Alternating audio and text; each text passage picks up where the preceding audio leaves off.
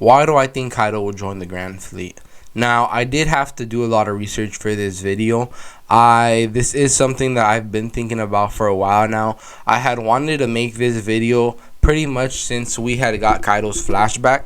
I remember when he had got defeated and we saw what was happening with him in the kingdom that he was born and pretty much different things. I had this idea in the back of my head of Kaido's gonna join the Grand Fleet.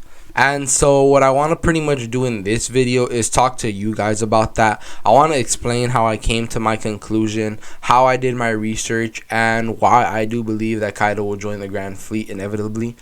And again, I don't think now for Kaido to join the Grand Fleet, he can't be dead. People think that he's dead, and I just don't think that he is dead. It's been explained to us on several occasions that it's very, very, very hard to kill Kaido, and I feel like Oda did that for a reason. He didn't just make Kaido the most unstoppable creature in the world for nothing.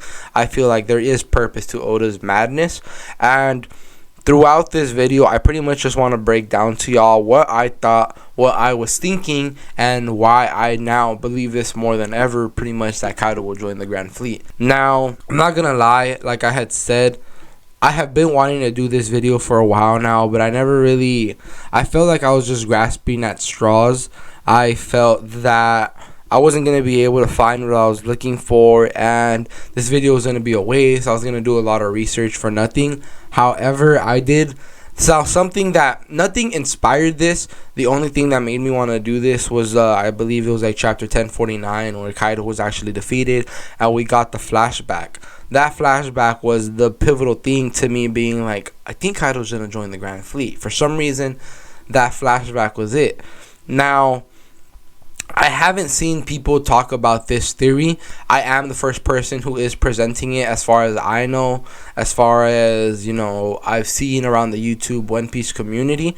Now, this was a little something that was inspired by the YouTube channel Ohara, but it is something that kind of just backed up my theory a little bit more, or it made me be like, you know what? No, I'm gonna do this video because I feel like knowing this now can just be like another reason to why I believe this.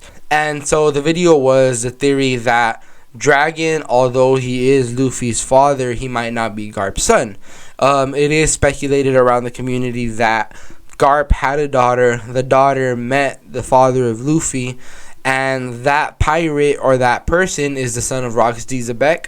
That is a theory that Roxy Zebek is Luffy's grandfather as well. So having Garp the hero and Roxy Zebek as your two grandparents is crazy. But again, just a theory in the community. And that theory kind of made me think, well, you know what, maybe my theory has a little bit more legs. And like I said, I had to do a lot of research for this.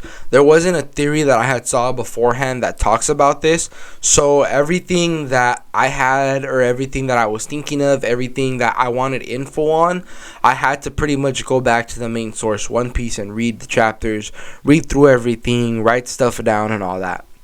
And so that's what I did.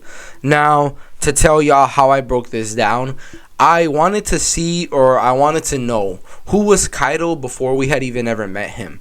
Because One Piece is a very long series, and Kaido was not always the main antagonist of that series, even though for the past 4 years, I believe WANO has been the chapter in serialization, so that's probably what most people know. People know WANO and they know Kaido. There's been One Piece without Kaido. And so there's been so many things that we as the viewers have already seen happen, but now that we know who Kaido is, now that we've seen his story, now that blah blah blah, we get to go back and be like, okay, when was he first introduced? When did Oda first start talking about Kaido? When did he first start hinting at Kaido? How far do these seeds go back? And that's the research I wanted to do. I have this journal. I pretty much did all my research on this. And throughout the video, I'm going to be going into it. I'm going to be telling y'all important details, important factoids, and just pretty much break down everything that I had wrote down to get to this conclusion. Alright, so Kaido's introduction. Now, Kaido was first introduced throughout Water 7. It was after Enies Lobby, when the Straw Hats had returned. They had defeated Lucci. They had defeated CP9.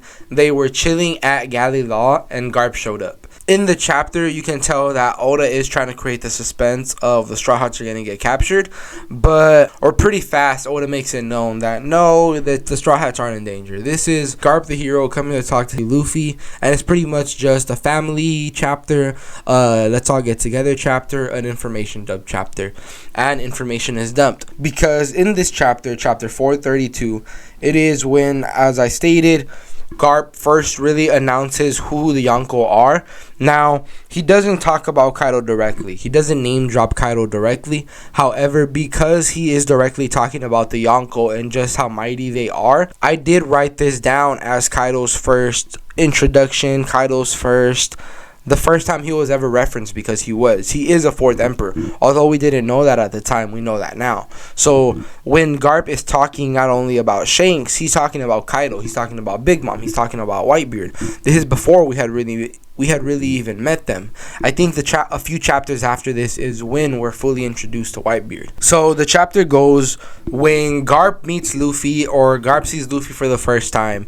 He pretty much tells him, because this is right after Enies Lobby, so he's like, Luffy, you're crazy. You grew up to be a menace, and you grew up to be pretty much not just like Luffy, I can't believe the trouble you and the Ace have stirred up. As soon as I turned my back on y'all became pirates and y'all became menaces to society. And Luffy, shouts back at Garp, well, I never wanted to be a marine hero, or I never wanted to be in the Navy. I wanted to be a pirate. I always told you that. And, stuff happens. But Garp pretty much blames Luffy's piracy on Shanks. And he says, this is all that red hair's fault. It's because of him that you're a pirate. And, Luffy tells Garp, don't talk bad about Shanks. Shanks saved my life. I wouldn't be here if it wasn't for him. And then Garp is all like, do you even know what kind of trouble that red hair friend of yours has been getting himself into? And Luffy says, well, no, but he's okay, isn't he? And Garp says, well, yeah, he's more than okay. Something like that. He says, yeah, he's more than okay. He's one of the 4 greatest pirates in the world, the 4 emperors, who rule the second half of the Grand Line. They, along with the 7 warlords and the Navy, form the 3 great powers of the world. And that's pretty much all he says. Now, I was going into Luffy, Garp, and Shanks and all that, but again, this is a Kaido video. But referring to Kaido, that's pretty much all he says. He references the 4 emperors, but he never really directly says any of them other than Shanks. Or, I don't know, he might talk about Whitebeard, but I'm not sure. But I know for sure he talks about Shanks, because Shanks is the main point why Luffy, or why Garp is even talking to Luffy about the 4 emperors. So now moving on, the second time that we ever really hear about Kaido, at least to what I found out in my research, was after the Straw Hats had defeated Moria and Thriller Bark, and everybody had got their shadows back. Now, as if you've been reading One Piece, you know that Oda likes to flash out throughout the world, show other people, show basic villagers, and pretty much how they're reacting to things that are happening around the world. And so something that had happened was Moria was defeated, and random pirates that were sailing around the seas had got their shadows back. And in that chapter, it's briefly stated. Now, throughout the panel, like I said, random pirates, they're happy, they got their shadows back. And one of them states, Captain, we have our shadows back. Does this mean that Moria was defeated? And the captain goes, nah, that's impossible. Back in my day, or I remember that Moria used to be so tough that he would go one-on-one with Kaido, one of the 4 emperors back in the day.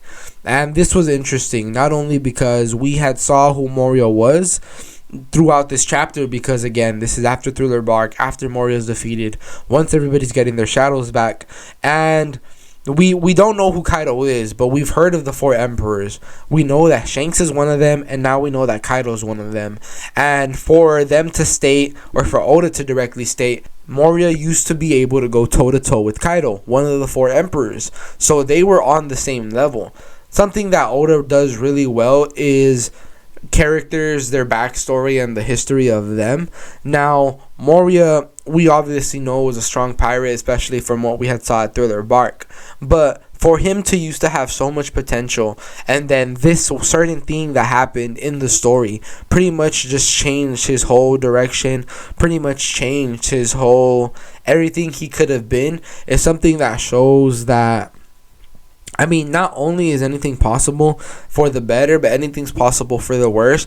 And if you really stop trying, if you stop believing, I believe Moria stopped trying because now later on we do find out. I don't know if we find out throughout Thriller Bark or not, but we do find out that Moria's whole crew was pretty much decimated by Kaido. So after he was like, well, I'm just gonna make a army of zombies, because if my crew aren't alive to begin with, then I can't lose anybody on my crew.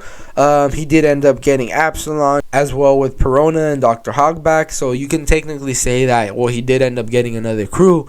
But it's crazy to see that Moria used to be in that same league as Kaido. However, you can pretty much say that this is the future and where a lot of things went wrong for Moria, which sucks. But moving on, chapter 533, 20. Now this isn't the title of the chapter, this is the note that I wrote down with it. Chapter 533, 29 hours before the execution of Ace. I believe this is the third time throughout the story that Kaido has ever been referenced. Well, second time ever been referencing directly, and the third time being referenced just in general, because we did have that one scene with Garp talking about the 4 emperors. And in this, so this happened throughout Impel Down. This was pretty much right when Boa Hancock had left Impel Down. She had already talked to Ace. The execution was scheduled. Luffy was in Impel Down. I believe he had just teamed up with Bon Clay. And like I said, it's chapter 533. So if you want to go look at it, you can go find it. But in this chapter, while Bo is on the boat, while Momonga is escorting her, and while they are trying to get back to the main Marine ship, a random father Marine goes up to Momonga and he pretty much gives him information about current situations.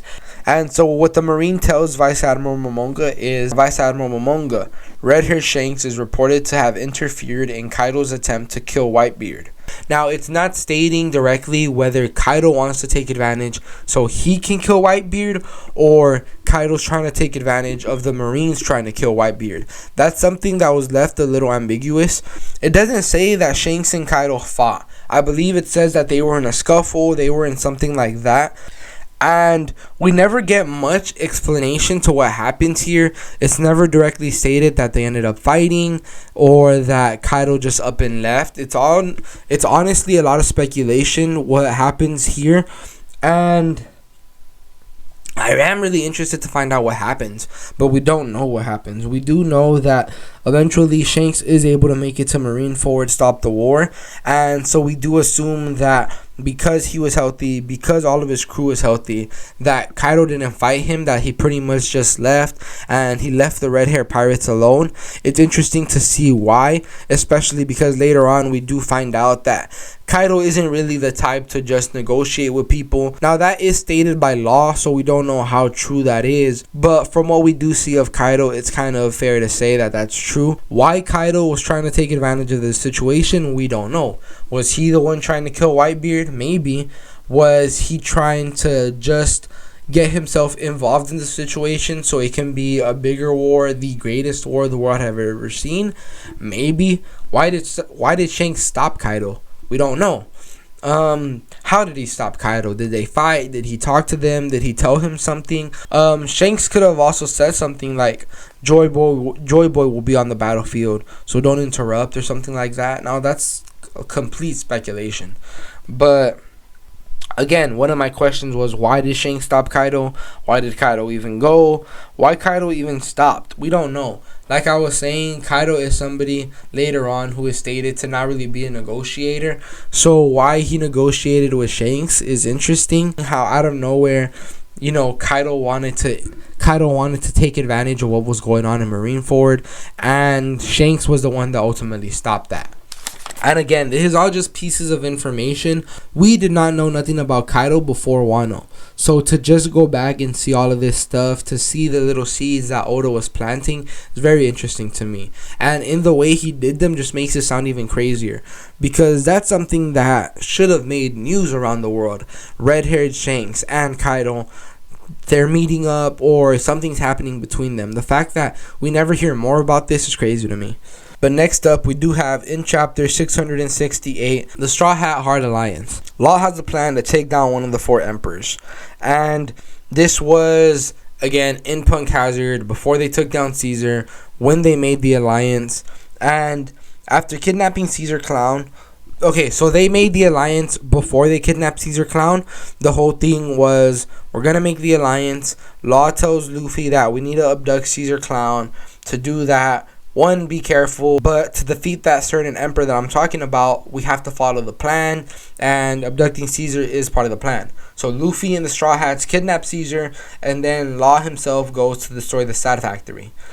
Okay, now, after having kidnapped Caesar Clown, Law threatens Doflamingo by stating Law knows who his precious trading partner is. Kaido, King of the Beast, one of the 4 emperors, and he had just kidnapped Caesar. He had just broke down the Sad Factory. He had just pretty much killed Virgil, killed Monet, or Caesar had killed Monet, but Monet, in fact, was defeated. So Doflamingo was pissed. When Law made that threat, Doflamingo was getting even more pissed, and he told Law, I believe he's all like, you don't want to piss me off, brat, something like that. And so Law tells him, hey, that guy you work for, Kaido, he's the guy you don't want to piss off, and if you don't do as I say, I'm going to tell Kaido, or I'm going to do something with Kaido. I kind of forgot. But the fact that Law was threatening, and you can say why, I guess you can say why it was an effective threat, because it's Kaido, now that we know who Kaido is. But the fact that Law's main plan was to just threaten Doflamingo by pretty much telling his mom is like, what, Law? But okay. You know why, Doflamingo. You know that Kaido will wipe you off the map if he wanted to. And that's something that Doflamingo took to heart. Because, as we do know, he ended up taking Law's threat. He ended up resigning from the Warlords. He ended up resigning as the King of Dressrosa. And although we do know that this was all a ruse just to lure Law in, he got Law because he saw it on the news and people were freaked out. Now, the fact that Doflamingo was a celestial dragon and he was able to pull some strings is the fact that things went down the way they did. But hey, as far as Law knew, his plan worked successfully. And as far as the Straw Hats knew, Law, you're a genius. Your plan worked. Doflamingo really resigned as the King of Dressrosa, and he really resigned from the Warlords. So plan 1, okay. And so now, going back to the origination of the Straw Hat Alliance, when Law was first telling Luffy that he wanted to create this alliance with him, Luffy, you know, I believe he told Law, or he asked Law, oh, which of the 4 emperors are we going after? And Law says, Kaido, King of the Beast, who is often called the most powerful creature in the world. Law refers to the 4 emperors as massively powerful figures who engage in constant fight for territory with the Great Whitebeard. This was when Law was pretty much telling his plan to Luffy, why they should align, and then just basic stuff like that. Now, Chapter 1098, Law informs the Straw Hats on the plan, plus informs us that Kaido, he has an army of at least 500 fruit users. This was, again, Chapter 698. If you want to go back and look at it, it is interesting. It makes you want to keep reading. It makes you want to keep reading the story. But to find out this type of information, before we even knew who the fuck Kaido was, to find out that the main character or the main antagonist we're about to fight, he's scared of somebody else. He's scared of this bigger threat. And to find out that, yeah, he's one of these 4 emperors that we've been hearing about. At this point, we already saw Whitebeard. We saw what he can do. We've seen the strength of the 4 emperors. For Law to just keep going on, to pile onto this and be like, oh yeah, Kaido, he's known as the strongest creature in the world. He has an army of Zoan fruit users that the fruit is being mass produced, and he has over at least, and this is before we found out that they were the Smile users, not the actual Zoan users. So for Law to be like, yeah, he has at least 500 fruit users in his crew, this was just crazy information for the Straw Hats and crazy information for us to know that at some point we're gonna have to fight Kaido and we're gonna have to fight this army. So that's just badass how Oda's just setting this up. Oda did not know what the fuck. I mean, apparently he did, because a main complaint that people had about Wano was all the Zoan users and just how many fucking Zoan users there was. But he told us, he said Kaido has an army of at least like 500 fruit users. So Oda knew what he was getting himself into. Now, next, Kaido's introduction.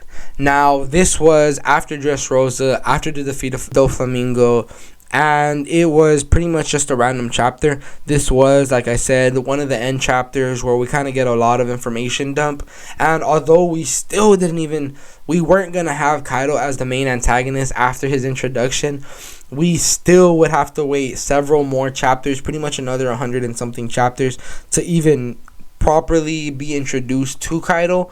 But once we were introduced to Kaido, man, that shit was awesome. I can't wait to talk about that. But as of right now, chapter 795, Kaido's introduction. The man was searching for a place to die, and so he jumped off of a sky island 30,000 feet in the air. He's tasted defeat as a pirate on 7 occasions, and has been caught by the Navy or enemy ship no less than 18 times. He was tortured time and time again, and lived as a prisoner. He was sentenced to death 40 times. When hung, the rope snapped. When on the guillotine, the blade cracked. And when skewered, the spear broke. No one has been able to kill him, including himself. His hobby is suicide. And his name, Kaido, King of the Beasts. People say in a one-on-one fight, always bet on Kaido. In the land, on sea, or in air, out of every living thing in the world, he is said to be the strongest creature alive. His goal is to start the greatest war the planet has ever seen, and to destroy the current world as we know it. Now in my notes I wrote, because in his mind anything is better than this. I wrote that because as someone who has read all of one, I wrote that because as someone who has read through the story of Wano and all that, I kind of have a better picture of who Kaido was. But just reading all that stuff and then thinking back to like, damn, knowing what I know, I wanted to write that down.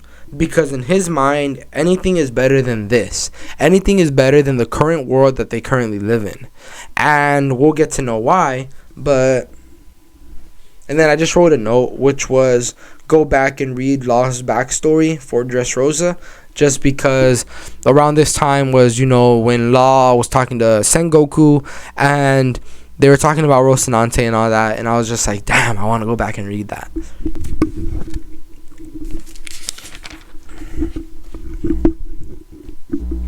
Okay, so moving on, chapter 801, Doflamingo and the Future.